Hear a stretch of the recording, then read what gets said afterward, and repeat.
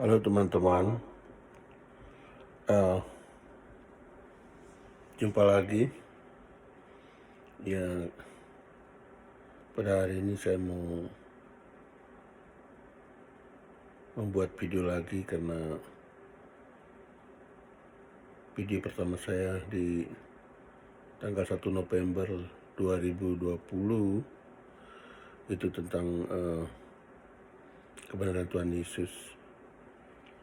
Jadi ini yang keduanya, supaya maksud saya itu tambah memperjelas ketuhanan Yesus itu, karena di yang pertama itu video saya itu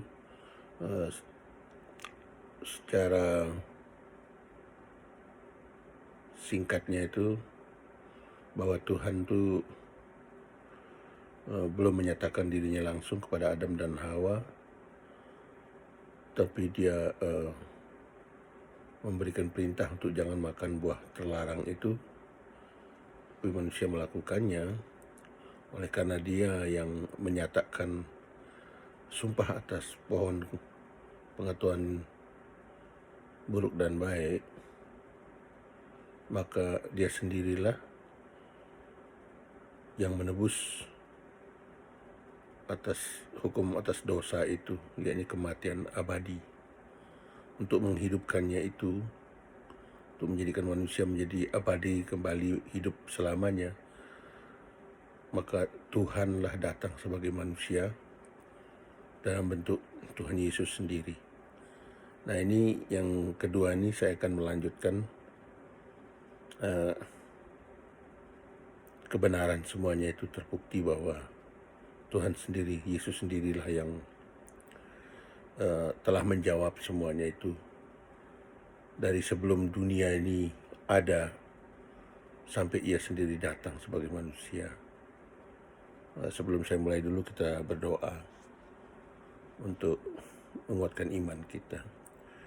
Bapa dalam surga, terima kasih untuk hari ini, atas kesempatan yang Kau berikan untuk waktu dan tempat yang sesuai dengan kehendak-Mu Tuhan. Terima kasih Kau telah memberkati kami dan semua orang yang menyaksikan tayangan ini Tuhan. Saya boleh layak membuat video ini lagi, bukan sebagai kesombongan atau untuk menyatakan sesuatu yang tidak benar Tuhan, tapi ini adalah untuk menyatakan kemuliaan-Mu Tuhan, agar nama-Mu ditahu dan dikenal oleh siapa saja Tuhan. Memuji dan memuliakan nama-Mu itu adalah yang utama di dalam hidup ini. Terima kasih Tuhan, berkati kami semua yang ada dan menonton acara ini. Kiranya bimbing saya Tuhan, agar Holy Spirit-Mu memberikan banyak lagi masukan dan pengertian kepada orang-orang yang mendengarnya, agar mereka boleh terbuka mata batin rohaninya. Terima kasih Tuhan, berkati hari ini dan berkati semua orang yang melihat video ini, karena ini adalah untuk kemuliaan nama-Mu. Haleluya, amin. Ya, seperti yang video pertama itu, dalam Kejadian kita tahu sendiri bahwa Tuhan menciptakan hari pertama sampai hari ke-7, dunia istirahat. Itu adalah kisah dan pengetahuan tentang terjadinya dunia Tuhan ciptakan. Demikian juga dengan manusia. Manusia itu ternyata dijadikan seperti hampir mirip ceritanya dalam kehidupan kembali, kehidupan abadinya itu diberikan lagi oleh Tuhan sebagai pribadi di dalam Yesus. Nah, kita lihat di sini, kalau kita buka di dalam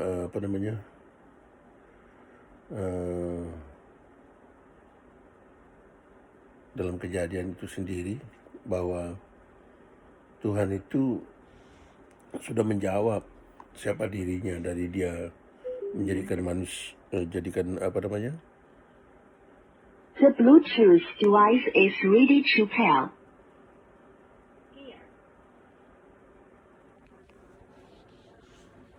Oh, halo. Yes, I mean sorry. Sewaktu dia jadikan dunia ini, itu terjadi juga kepada manusia, di mana manusia telah kehilangan daripada kehidupan keabadiannya itu. Dengan adanya Tuhan Yesus itu datang, maka semuanya itu kembali menjadi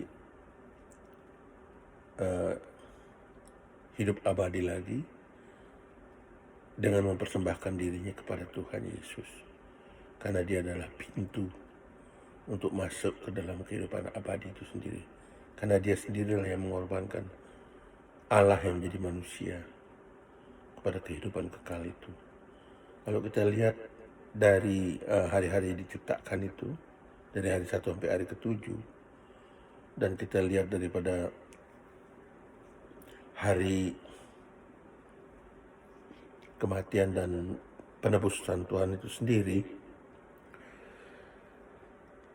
manusia diciptakan tuh pada hari ke-6, waktu Adam dan Hawa diciptakan tuh. Dan kita lihat pada hari kematian Tuhan Yesus itu pada hari Jumat, hari ke-6. Kalau yang kalender bukan mengikuti kalender Roma, karena di hari Senin itu adalah hari pertama, hari Sabtu itu ada hari ke-7, itu hari penciptaan yang benar dari Tuhan. Ya, di hari ke-6 itu manusia diciptakan. Dan di hari ke-6 itu pula Tuhan Yesus itu mati di atas kayu salib.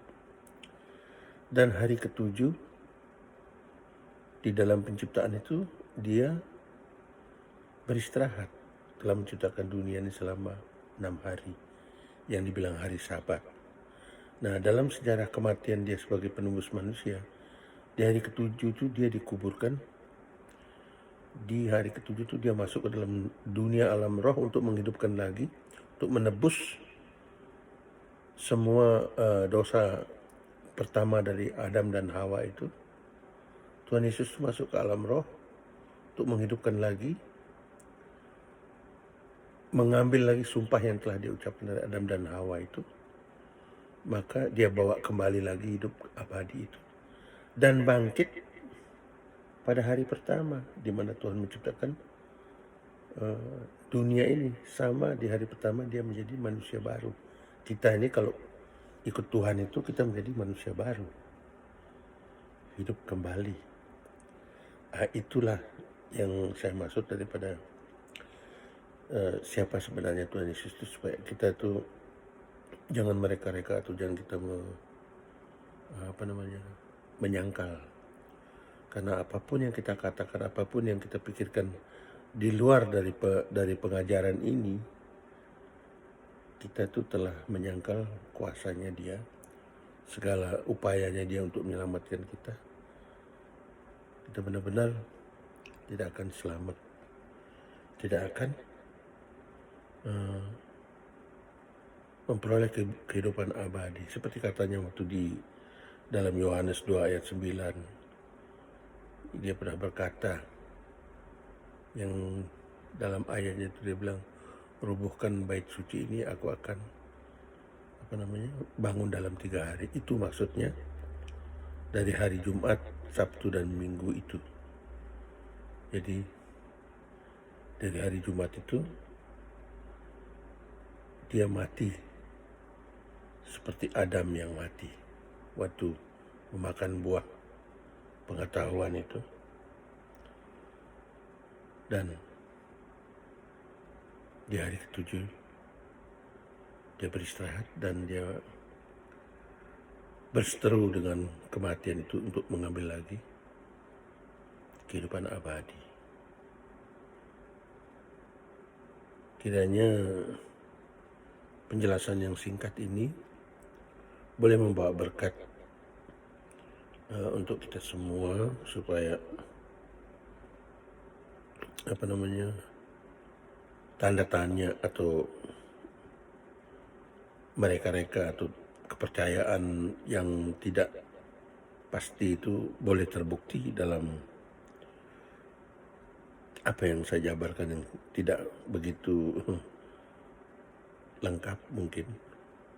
Tapi inilah gambarannya, karena ini memang satu kerinduan saya yang selalu didorong oleh Roh Kudus untuk menyatakan ini.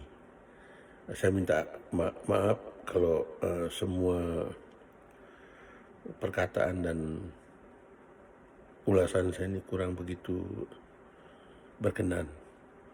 Tapi sebagian garis besarnya itu adalah maksud Tuhan untuk menerangkan kepada kita, supaya kita selama ini jangan dibodohi dengan pikiran kita sendiri.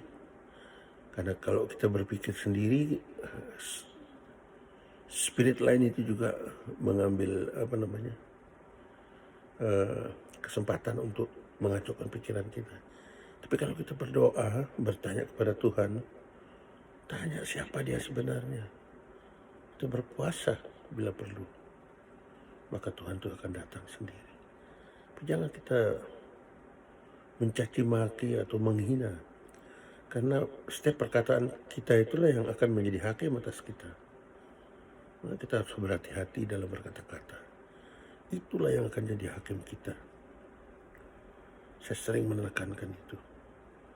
Makanya untuk video ini, coba kita buka kembali dari apa semua yang yang saya telah jabarkan daripada video pertama saya dan video yang sekarang ini.